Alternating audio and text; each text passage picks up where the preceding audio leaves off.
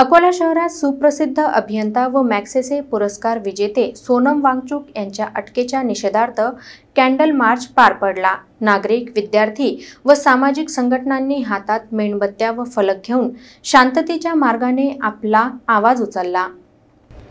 अकोला शहरात शनिवारी संध्याकाळी सुप्रसिद्ध अभियंता, शास्त्रज्ञ आणि मॅग्सेसे पुरस्कार विजेते सोनम वांगचुक यांच्या अटकेच्या निषेधार्थ कॅन्डल मार्च आयोजित करण्यात आला।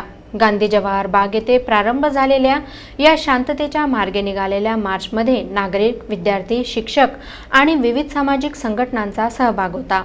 मार्चमध्ये हातात मेणबत्त्या व फलक घेऊन सहभागी लोकांनी शांततेच्या मार्गाने आपला संदेश दिला।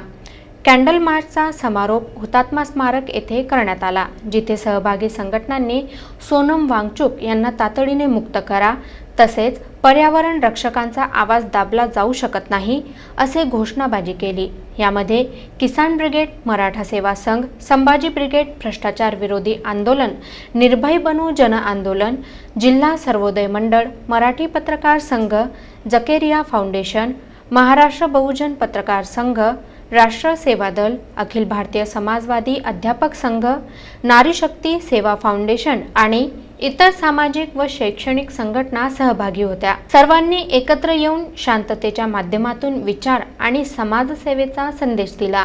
नागरिकांनी सांगितले की समाजातील सकारात्मक बदलांसाठी व वैज्ञानिक पर्यावरणीय कार्यासाठी कार्यरत असलेल्या व्यक्तींना योग्य न्याय मिळणे आवश्यक आहे।